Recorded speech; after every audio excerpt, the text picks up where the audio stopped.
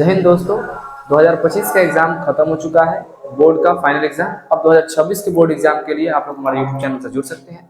आज के इस वीडियो में आप लोगों को हिस्ट्री का फर्स्ट चैप्टर जो है यूरोप के राष्ट्रवाद का छोटा सा टॉपिक डिस्कस करवाया जाएगा, जो कि एक डेमो क्लास है। और आपको फुल कोर्स पढ़ना है तो आप यूट्यूब को ज्वाइन कर सकते हैं, ठीक है। ये डेमो क्लास आपको सभी जगह मिल जाएंगी, फेसबुक, व्हाट्सएप, सब जगह जहां पर भी आप चाहिए वहां पर आपको लिंक अवेलेबल करवा दिया जाएगा। तो आप लोग इस वीडियो को देखिए। अगर आपको अच्छा लग रहा है ये वीडियो, अगर आप लोग चाह रहे हैं कि ज्वाइन करें हम, तो ज्वाइन आप ऑफलाइन बैच को भी कर सकते हैं और आप ऑनलाइन बैच को भी ज्वाइन कर सकते हैं यूट्यूब पे, ठीक है। चलिए ज्यादा समय नहीं लेंगे। जो चैप्टर का नाम है आज वो है चैप्टर 1 है यूरोप में राष्ट्रवाद। यूरोप में राष्ट्रवाद, यूरोप जो है एक महादेश का नाम है, ठीक है। हमारे जो पूरे विश्व में है 7 महादेश है, जिसमें से सबसे बड़े महादेश का नाम है एशिया, जिसमें हम लोग आते हैं। और दूसरे स्थान पर आता है यूरोप, ठीक है। तो यूरोप में जो राष्ट्रवाद है, ये राष्ट्रवाद का जो मतलब है, चैप्टर में जो राष्ट्रवाद शब्द आ रहा होगा, ये तो आपको समझ में आ रहा है कि यूरोप एक महादेश का नाम था। हालांकि राष्ट्रवाद ये क्या है, राष्ट्रवाद के लेकर के हम लोग चर्चा करेंगे इस क्लास में कि राष्ट्रवाद है क्या, ठीक है। चलिए जानते हैं राष्ट्रवाद होता क्या है। क्वेश्चन आपको फर्स्ट नंबर देखने को मिल जाएंगे बोर्ड एग्जाम में कि राष्ट्रवाद क्या है, ठीक है। राष्ट्रवाद का अगर आप लोग परिभाषा देखिएगा तो आपको दिख रहा होगा कि राष्ट्रवाद किसी खास भौगोलिक, सांस्कृतिक और सामाजिक क्षेत्रों, फिर से समझिएगा कि राष्ट्रवाद क्या है। राष्ट्रवाद किसी भौगोलिक, सांस्कृतिक, सामाजिक क्षेत्रों में रहने वाले लोगों के बीच व्याप्त एक भावना है जो उनमें क्या करती है, जो उनमें परस्पर प्रेम एवं एकता को स्थापित करती है। अब आप भौगोलिक का मतलब जानिए। भौगोलिक कहने का मतलब होता है कोई क्षेत्र, जैसे भारत ही हो गया, ठीक है, इसका अपना सीमा है, वो हो गया। सांस्कृतिक कहने का मतलब है सबकी अपनी अपनी संस्कृति है, परंपरा है, ठीक है। जो भी अपने धर्म जाति के अनुसार जो भी परंपरा या फिर जो भी संस्कृति चलती आ रही है, उस संस्कृति के बारे में बात कर रहा है। सामाजिक क्षेत्र कहने का मतलब है जहां पर लोग निवास करते हैं, ठीक है। इनके बीच में जो रहने वाले जो लोग हैं ना, सामाजिक क्षेत्रों में रहने वाले जो लोग हैं, इनके बीच क्या होता है, क्योंकि जाहिर सी बात है कि भौगोलिक, सांस्कृतिक, सामाजिक, ये तीनों क्षेत्रों में कोई एक आदमी तो रहता नहीं होगा, ये सब लोगों को मिला करके बनता है। तो ये जो भौगोलिक क्षेत्र बने हैं, सांस्कृतिक और सामाजिक क्षेत्र में जो लोग रहते हैं, उनके बीच व्याप्त, व्याप्त कहने का मतलब एक भावना पनपती है, बिना खून के रिश्ते के, बिना भी किसी रिश्ते के एक भावना पनपती है।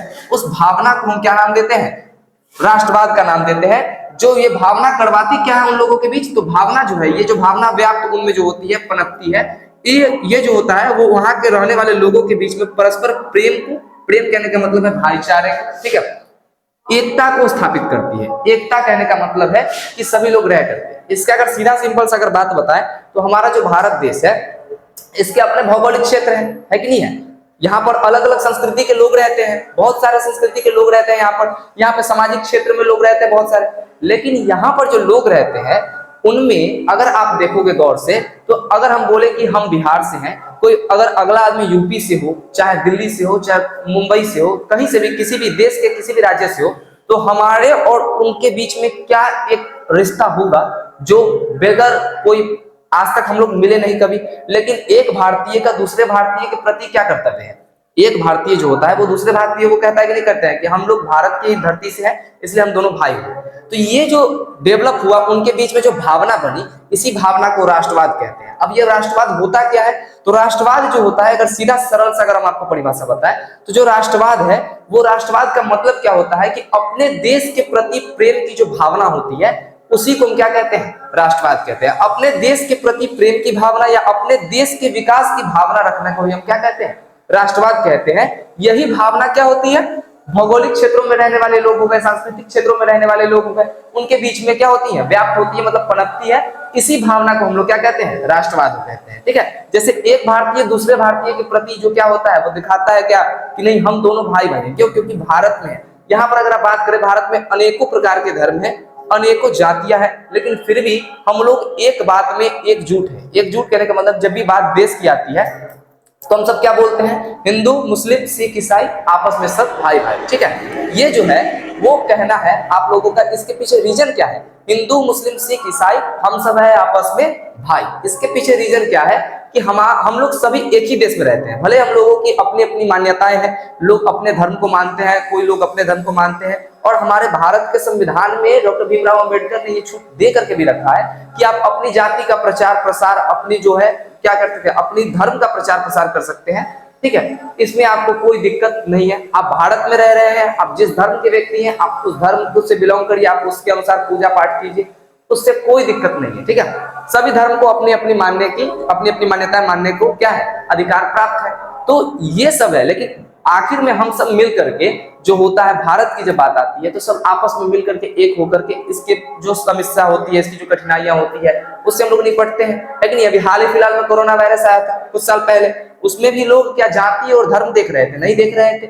जाति धर्म बनाया गया है वोट को लेकर के, ठीक है, नेताओं को वोट को लेकर के, जाति के आधार पर वोट लिया जाता है, धर्म के आधार पर वोट लिया जाता है।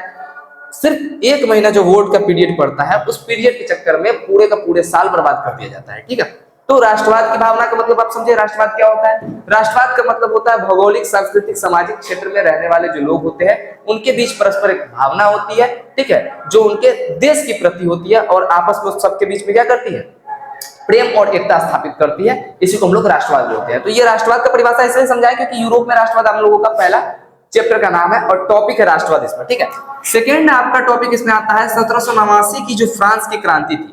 फ्रांस की क्रांति जब बोला गया है तो इससे मतलब समझ में आ ही रहा होगा कि ये क्रांति हुआ कहां होगा, फ्रांस में हुआ होगा। जाहिर सी बात है, जब फ्रांस की क्रांति है तो 1789 ईस्वी की जो फ्रांस की क्रांति थी, ये क्रांति के कारण क्या थे वो समझिए। ठीक है, 1789 ईस्वी की फ्रांस की जो क्रांति थी, इस फ्रांस की क्रांति के कारण थे राजनीतिक, आर्थिक, सामाजिक कारणों को माना जाता है। तो आपको बोर्ड एग्जाम में क्वेश्चन क्या पूछेगा? बोर्ड एग्जाम में क्वेश्चन ये पूछेगा कि 1789 ईस्वी के फ्रांस की क्रांति के मुख्य कारण क्या थे? तो आपको जवाब देना है कि 1789 ईस्वी के फ्रांस की क्रांति का मुख्य कारण जो था वो क्या था? वो राजनीतिक, आर्थिक, सामाजिक कारणों को क्या किया जाता है, माना जाता है। ठीक है, अब जाहिर सी बात है वहां पर दूसरा कारण क्या था? वहां का जो शासक था, 1789 ईस्वी के फ्रांस की जो क्रांति हो रही थी, उस वक्त उस समय का जो शासक था, उस शासक वहां का कौन था? निरंकुशवादी शासक लुई 16वां था। हालांकि उसका नाम तो लुई 16वां था, लेकिन उसको निरंकुशवादी शासक बोला जाता है, निरंकुशवादी। आप जब हिस्ट्री पढ़ते होइएगा तो इस बात का ख्याल आपको जरूर मन में आता होगा कि निरंकुशवादी होता क्या है। ठीक है,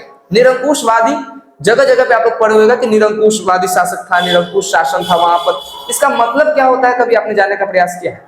निरंकुशवादी शासक का मतलब होता है ऐसा शासक जिसका पूरा का पूरा कंट्रोल उसके हाथ में हो और उसे दूसरों की राय से कोई मतलब कि कोई भी चीज का जरूरत ना हो, दूसरों की राय लेना वो अनिवार्य न समझते हो, जिसको दूसरे लोगों की परवाह ना हो, अपना काम से काम रखना है। जो नियम लागू करने हैं, हम ये नहीं देखेंगे कि क्या वो जनता के हित में है कि जनता के अहित में है, बस हम उस नियम को लागू करेंगे तो करेंगे। तो ऐसे शासक को बोला जाता है निरंकुशवादी शासक, जो कि लुई 16वां था। सबसे बड़ी बात क्या है कि जो 1789 ईस्वी के फ्रांसीसी क्रांति हुई थी, उस वक्त जो था वहां के जो लोगों में थे बहुत सारे वर्ग है, तो कुलीन वर्ग और पादरी वर्ग जो थे, ठीक है, पादरी किसको बोला जाता है वो बता देते हैं, जो चर्च में होते हैं फादर, उन लोगों को बोला जाता है पादरी। ठीक है, तो जो वहां के कुलीन वर्ग जो थे और पादरी वर्गों की स्थिति क्या थी? अच्छी थी, लेकिन वहां पर जो मजदूर थे, किसान थे, उनकी स्थिति क्या थी? अत्यंत ही दयनीय थी। तो एक कारण ये भी था। दूसरा कारण क्या था? दूसरा कारण था राजनीतिक, आर्थिक, सामाजिक कारणों को वहां पर माना जाता है। तीसरा कारण निरंकुशवादी शासक लुई 16वां था, जिसको किसी से कोई मतलब नहीं था। तो यही है टोटल मिलाकर के 1789 के फ्रांस की क्रांति के कारण। तो अगर आपसे पूछे कि 1789 के फ्रांस की क्रांति जो हुई थी उसके कारण क्या है, तो आपको जवाब देना पड़ेगा कि 1789 के फ्रांस की क्रांति के निम्नलिखित कारण थे। पहला है वहां का 1789 के फ्रांस की क्रांति का मुख्य कारण जो था वो राजनीतिक, आर्थिक एवं सामाजिक कारणों को माना जाता है। सेकेंड था वहां पर कि वहां पर जो थी निरंकुशवादी शासक थे, लुई 16वां था, उसका शासन था वहां पर। ठीक है, उस समय फ्रांस की क्रांति के समय किसका शासन था वहां पर? वहां का शासक फ्रांस की शासन का किसके हाथ में थी?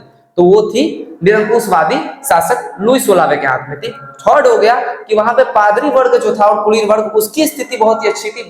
उसके बकायदा जो मजदूर थे और कृषक लोग थे, उनकी स्थिति बहुत ही खराब थी। ठीक है, तो ये कारण थे। जाहिर सी बात हो गया, राष्ट्रवाद हम लोगों ने देख लिया, 1789 की फ्रांसीसी क्रांति के बारे में हम लोग जान चुके हैं। अब आगे के जो वीडियो आएंगे वो थोड़े से लॉन्ग होंगे और उसमें फुल डिटेल्स के साथ चर्चा किए जाएंगे कि आप लोगों को आगे पढ़ना क्या है और जो जो मेन इंपॉर्टेंट टॉपिक्स है उसको कवर करवा दिया जाएगा आपको। ठीक है, ओके, मिलते हैं नेक्स्ट वीडियो में। जय हिंद।